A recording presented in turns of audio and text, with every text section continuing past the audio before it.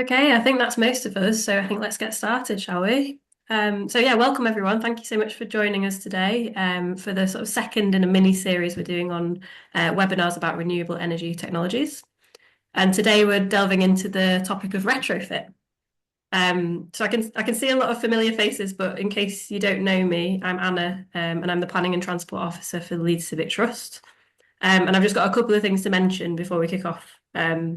So to let you know that we're recording the session today, that's so it can be uploaded onto our YouTube channel for further watching. In terms of format, we're going to have a 20-minute presentation from our lovely expert David, and then we're following that up with a 15 minutes question and answer session, and we're closing the session at 5:20 sharp. So if you could all keep your microphones muted during the presentation, that would be great. And then when we get to the Q&A, either raise your hand using the function on Zoom or post in the chat, and I'll do my best to sort of go around everyone. So that's probably all you need to hear from me. So I'm going to pass over to David. David, would you like to introduce yourself and share your screen? Hi, yeah, thanks for having me. Pleasure to be here. Let me just find the correct um, button, which I promised we did do earlier, and it worked all okay. Right, there we go. It's an important part of a Zoom meeting to have the transition. Hopefully that is now showing. Perfect, we can see that. Wonderful. So I'm David Glew. I'm the director of the Leeds Sustainability Institute, some of you may have heard of, at Leeds Beckett University. I'm going to really pleased to talk to you about retrofitting buildings and some of the projects that we've done. And I hope that it's going to stimulate some thoughts. I'm going to do a quick run through of loads of different projects that we've done in the past. So do shout out if any of those that take your fancy and you want to chat more. Also, lots of them are actually all published, and so you can go and read them on the government websites, which is hopefully useful. Right, I'm going to click ahead.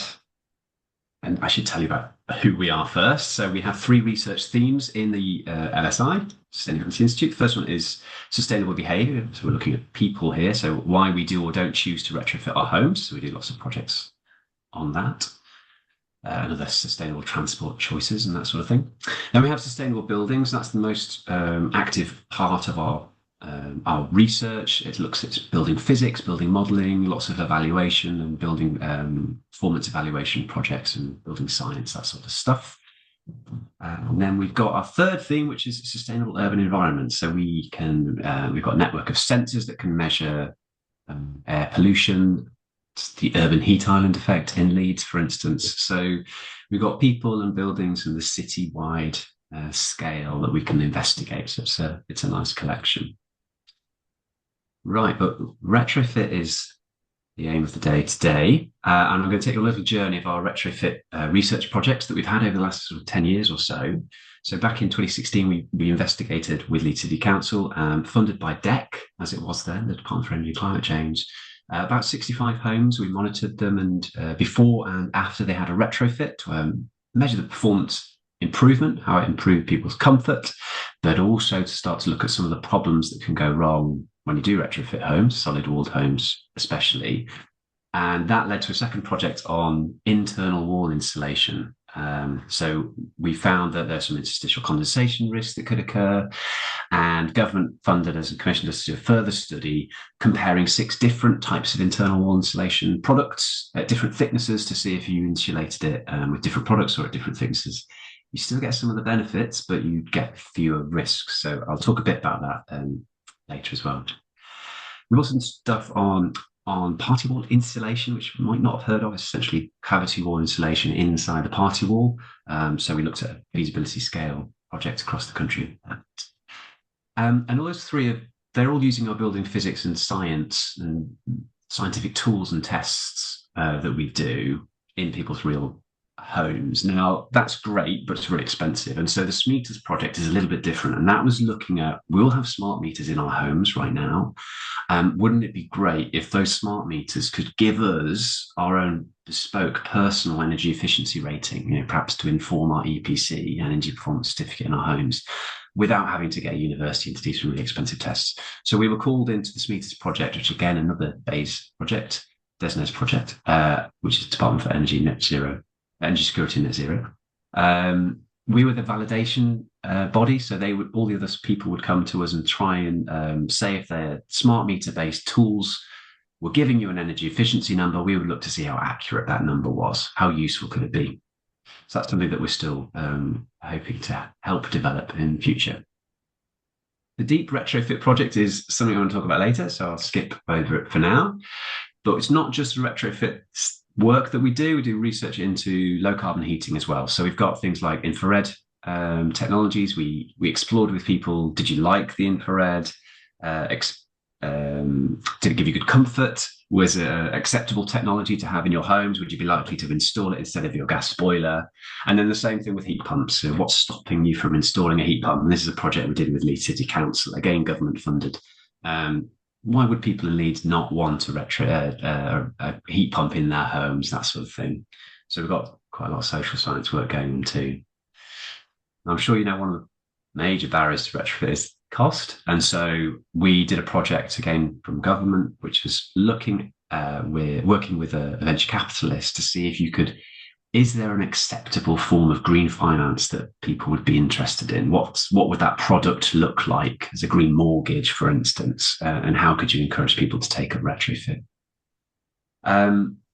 And then the final project. So all of those projects are all published, all on the websites. You can have a look into those. One project that is just about to be published next year, we're pleased to say, is looking at the deterioration of retrofit over time. So you insulate a home and it works really well, but then after 5-10 years, maybe it stops working so well. And are we going to be in a situation of having to essentially remove all of the old lots of insulation and put a load of new insulation in homes too?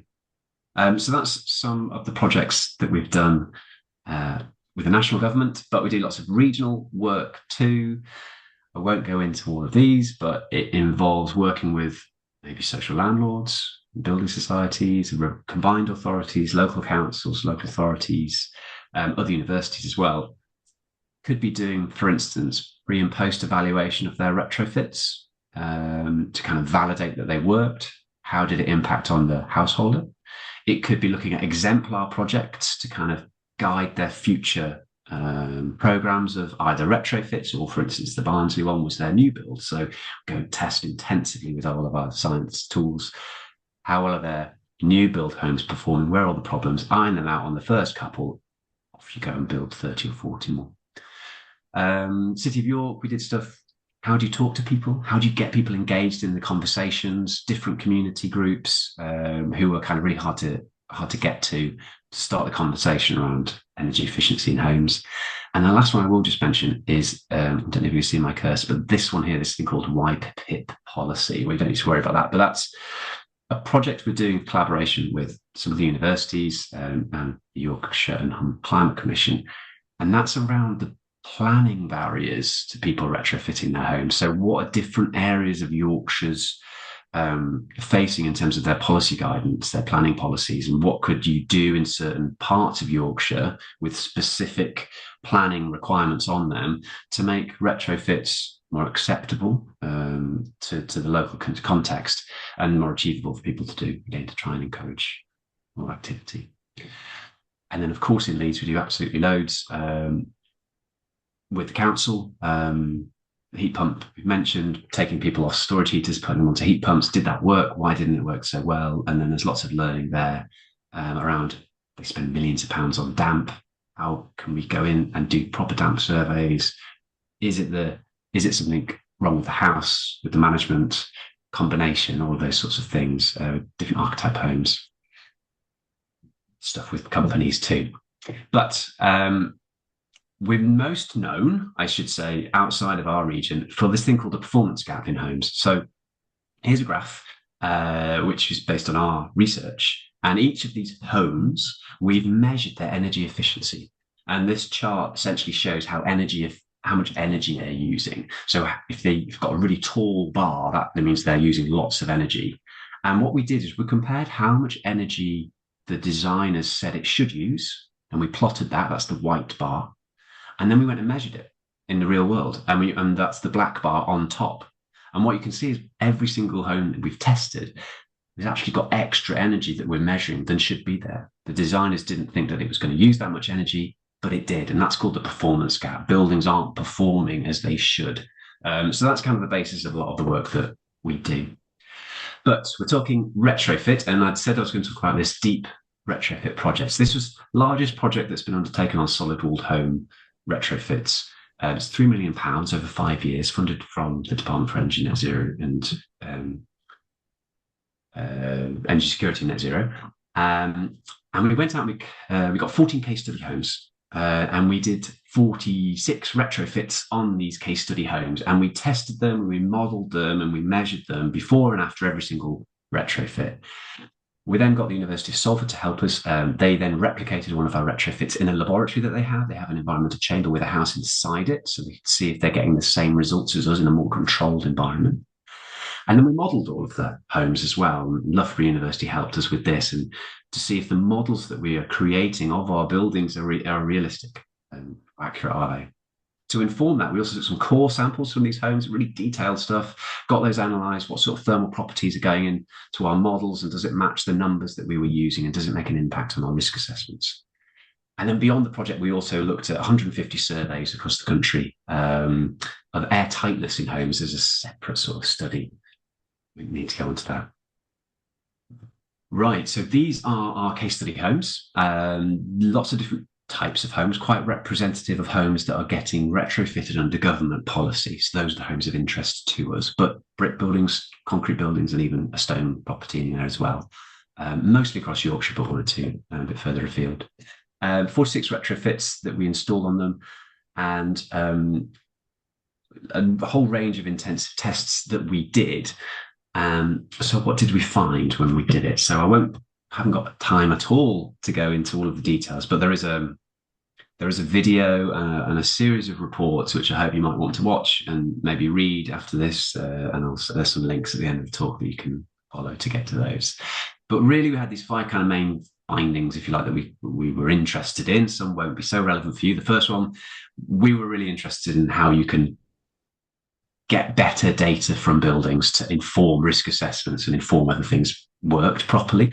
Second thing was we wanted to see if the models could be improved. So we've all got an EPC from our home. How accurate are they, and can we improve those somehow?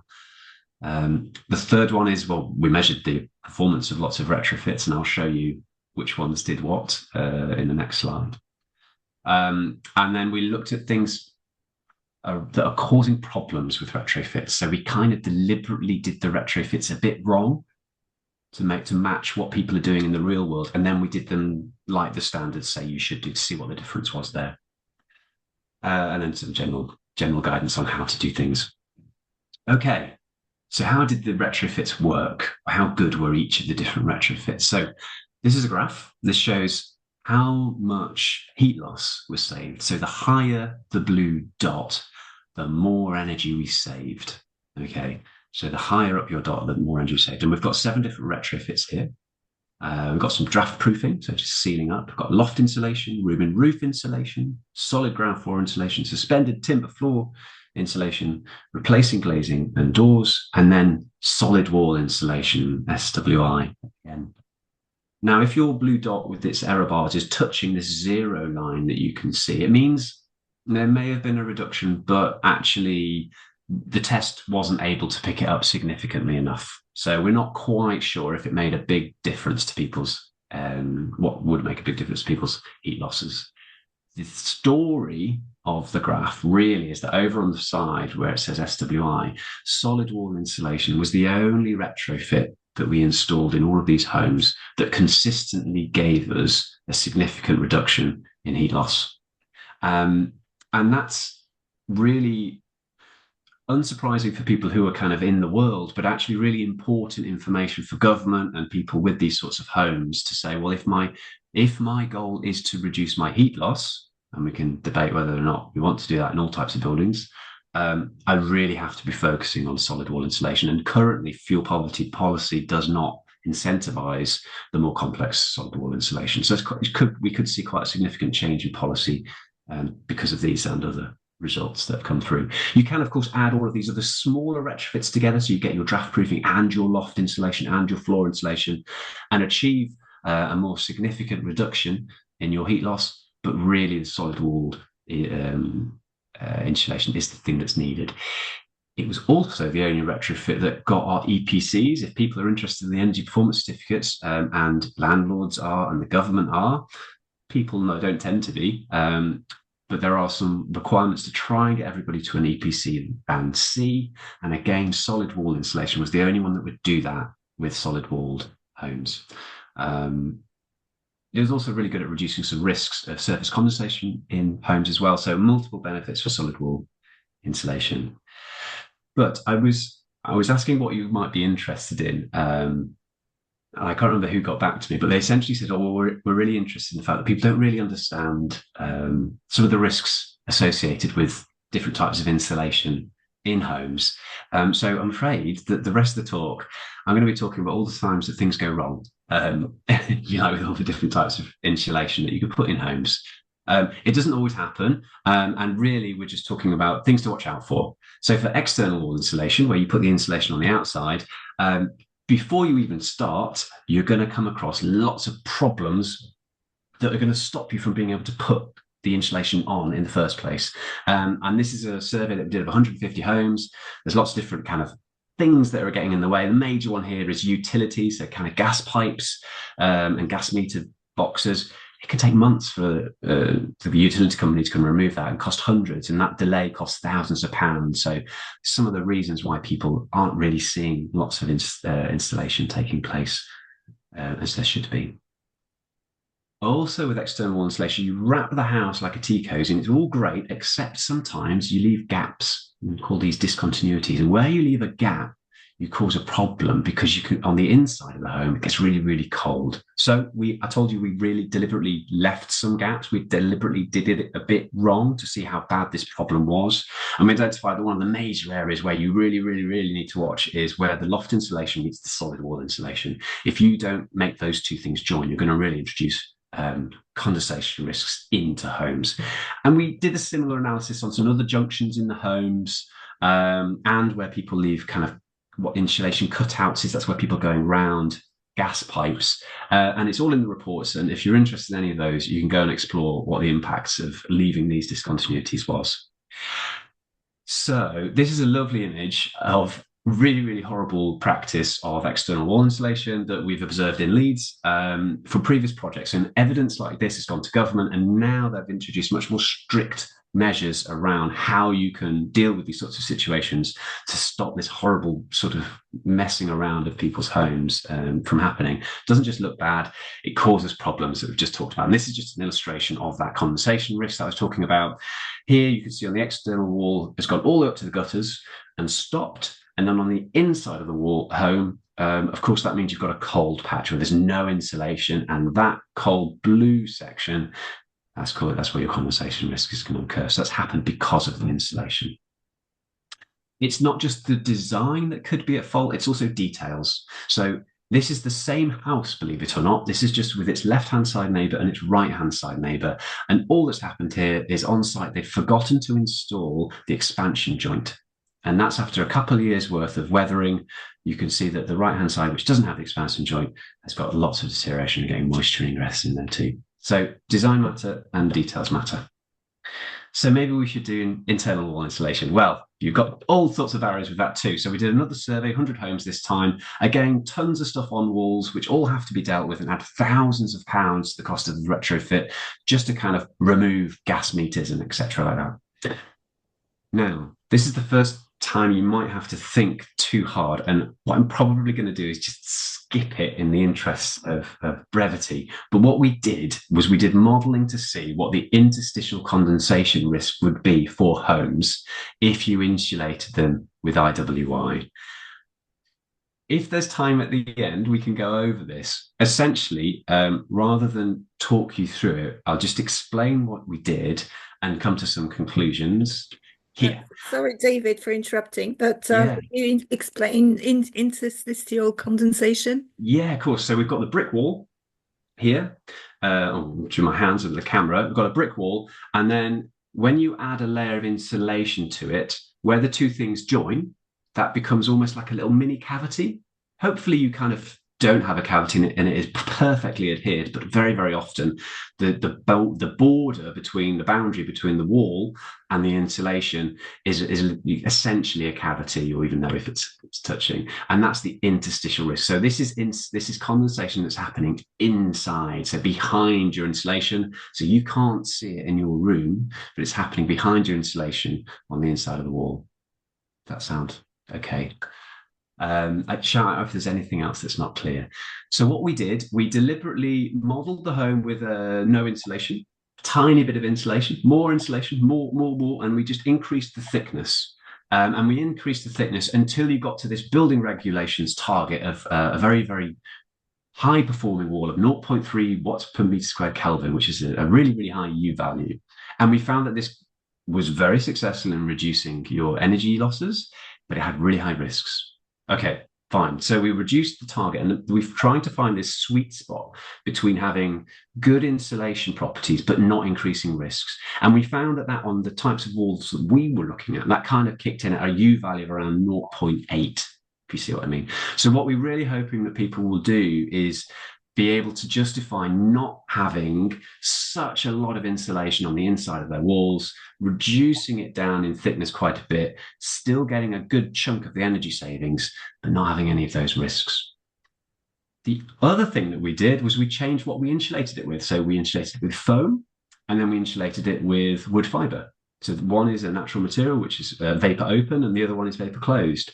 And we found that if you used the vapor closed solution, you had much higher risks of condensation because it couldn't dry out as well. The vapor open solutions were able to dry out to the outside, and any moisture in there could dry out to the inside as well. There was a bit of a solution. You can still install some foam products without a vapor layer to stop it from, and that allows it to breathe inside and outside as well. So that's a bit different to the previous guidance, which is always make sure you don't have any vapor transferring across. Actually, that's really good because the vapor can come out of the wall into the building, and then you ventilate all of the moisture out your home. Problem is, of course, you don't know what the person who lives in that home is going to do. Are they going to put some wallpaper on or some non-permeable paint on the finishing of the wall? And you kind of stop the ability of that wall from drying out. So there's always going to be some risks there too. Right, I've got one more major risk for IWI before concluding. And this is a risk associated with your neighbour, which might be interesting. So let's say the right hand. So what I'm looking at here is an image that's showing the heat or the surface temperature of my wall, my front wall and my party wall. So I'm looking, it's a bird's eye view of a terraced home, and the right hand gap, I'm going to use my mouse here, I hope you can see. This is my room, and this is my neighbour's room. This is our party wall, and this is our front wall. Okay, I hope my mouse is showing up. And where it's all blue, that's because it's outside, so it's cold. And where it's nice and red, that's inside, so it's nice and warm. But the cold is getting in because we haven't insulated our walls. We've just got a solid wall here. So all of this cold is coming down and coming down and coming down and making this surface of my front wall and my neighbour's front wall not very warm, not super cold, but not very comfortable maybe. So I decide what a lovely idea it would be to insulate internally my room here and make sure that my house is nice and warm. So that's what I'm going to do. Right, so I've now got a lovely load of insulation here, and look at how red my wall now is. So I've got a lovely warm house here. And what that's done is it's stopped all my heat going into this external wall. So that means that this wall is now colder than it used to be because I'm keeping all of my heat inside my home. what that's also doing is this cold is slowly going across and it's making my neighbour's wall colder too. You can see how these bars sort of extend into the neighbouring property. And unfortunately, some of our modelling has shown that actually this area here, hopefully you can see my cursor, this is actually going to be causing a condensation risk for my neighbour because I've insulated my home. So that's just a really interesting unintended consequence of retrofitting homes that we're starting to observe. We haven't got lawyers involved yet. We don't know where that's going to go, but that's just one of the interesting findings that we come across with insulation. So what I've got here is just a real quick run through of just some of the expertise that we have, some of the projects that we've undertaken in the past on retrofitting homes and on the performance of new build homes as well. And as much as that was a bit of a scare story about all of the things that can go wrong, actually, most of our research points to the fact that you can do retrofit safely and effectively. You just have to make sure that your design and your details are done really carefully and that you're able to have robust solutions that are installed. That does increase the cost, unfortunately, but the cost of not doing that is that people will have retrofits that could introduce risks into their homes. And I did say that I had some links as well. So this is just a smorgasbord of different links. If you like, this just takes you to our website. Here is the link to the reports of the DEEP project. There is about 24 projects. Each report kind of addresses a brand new home or a different element of the project. Thousands of pages, thousands of words long. Be very happy to hear that there is a synthesis report that sits at the top of everything and tries to give you a nice, accessible description about what we've done and what we've found. So that's on the government website. And then if you can't even brace yourself for a 10, 20,000 word report, you can watch this video here on this QR code too. And that's just a little video that we've done. Well, because we knew the video is going to be seen by MPs and they're more likely to watch the video than read our reports to make it approved. That means that you can just get a nice accessible little bite-size info on the project.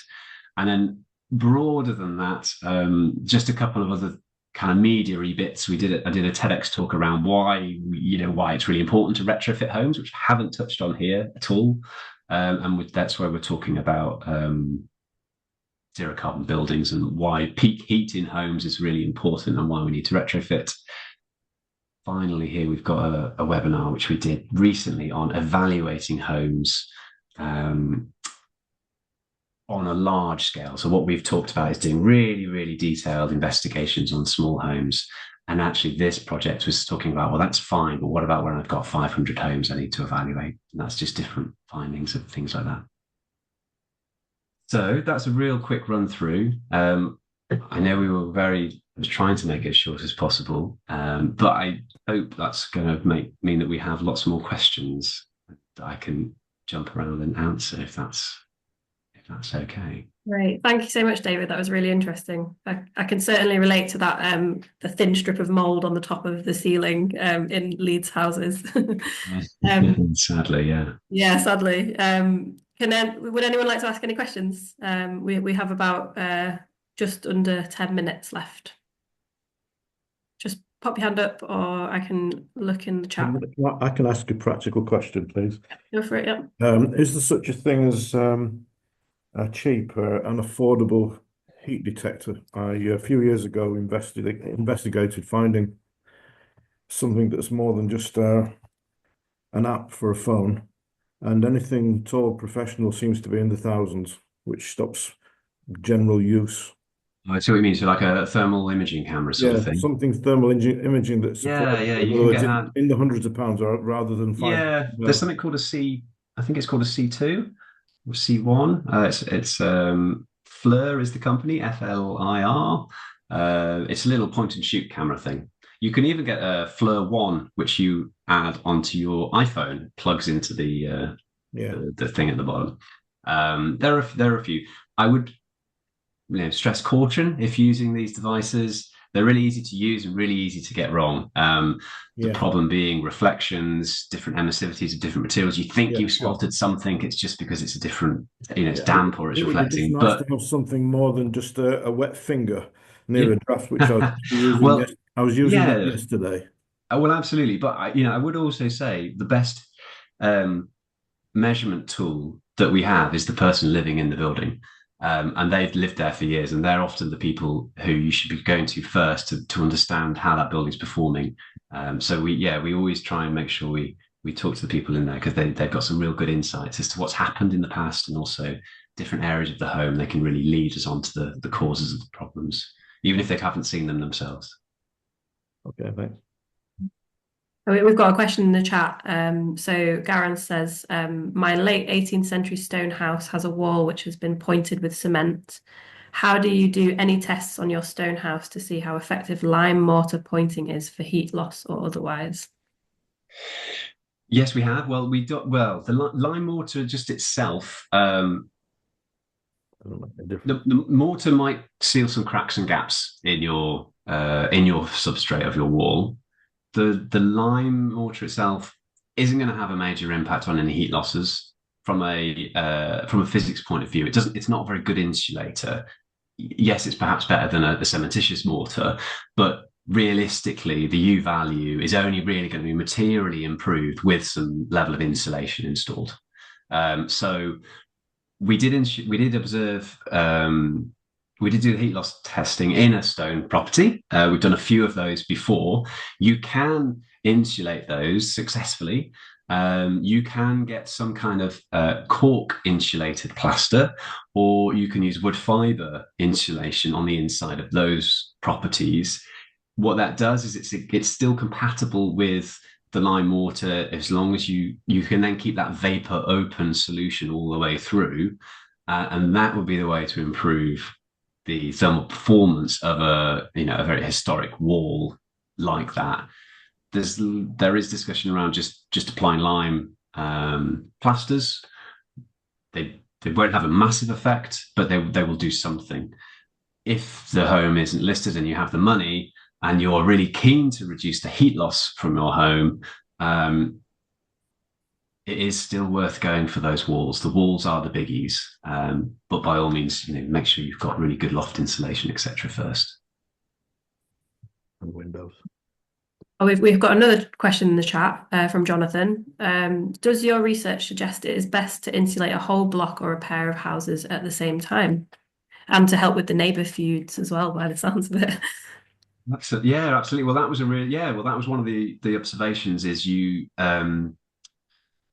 think of a home as its own independent entity, but of course, a building is whatever homes are connected. So a terrace is one long building, essentially. So you can just imagine insulating only a few rooms in your home. That's the equivalent of what we're doing for these types of buildings, because there's no insulation between the party walls. Modern homes are slightly different because they are thermally isolated from the neighbours, even where they're connected. But for most homes in Leeds, for instance, if you are only going to be insulating one or two of the homes, not only does it look really odd if it's an external retrofit, which we do observe quite a lot, where some of the council homes have been purchased and they're no longer eligible for the grant, and then their home gets missed out. That's not great from a street scene point of view. But from a thermal point of view, where you have insulated versus non-insulated touching, that's always going to cause some problems of thermal bridging. So if where possible, doing the whole block is always preferable. Right, and we've got one more question. I think this is probably going to be the last question, I'm afraid. It's really interesting if we could talk about this for a long time. So could David give a quick overview of what current legal requirements are in terms of energy performance for commercial or rented buildings?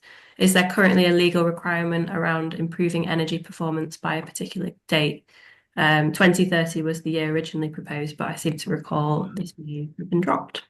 Yes, there is. So this is MEES. This is called Minimum Energy Efficiency Standards. So this is any rented property, including homes and non-domestic.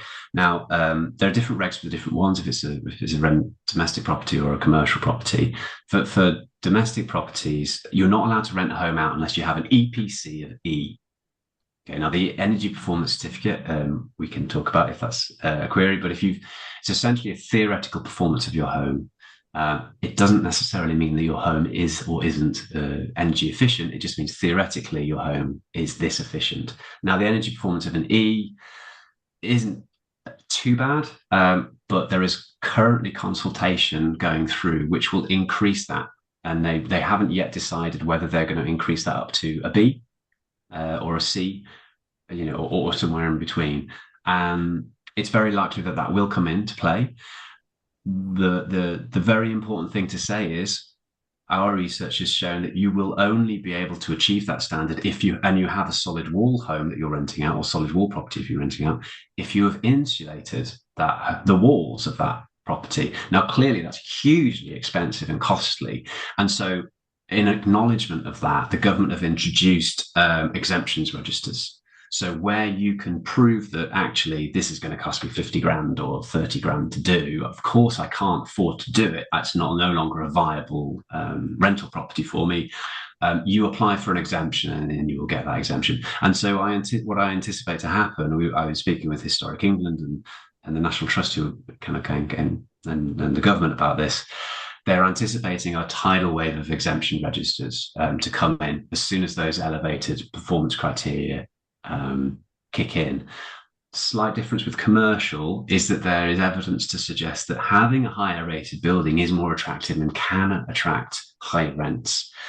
The evidence for domestic isn't really there yet, but in a commercial setting, if you've got a higher performing building, it's attractive and lucrative, and it's like seen as a luxury. And so people are willing to, commercial entities are able to charge higher rents for those, which could be used to then pay for those improvements. Great. Oh, thank you so much. That was really helpful. And I think we're going to have to call it an end now. But thank you so much, David, for your time. It's really interesting. I think I speak for everyone in saying thank you for joining us. And also thank you to everyone attending. Thanks for your engagement. We'll keep you updated if we have any future events. And I'll try and grab some of the links that David shared at the end, and we'll share that with the YouTube link. So thanks, everyone. Have a lovely evening and see you soon. Thanks a lot. Bye now. Thank you very much. Thank you.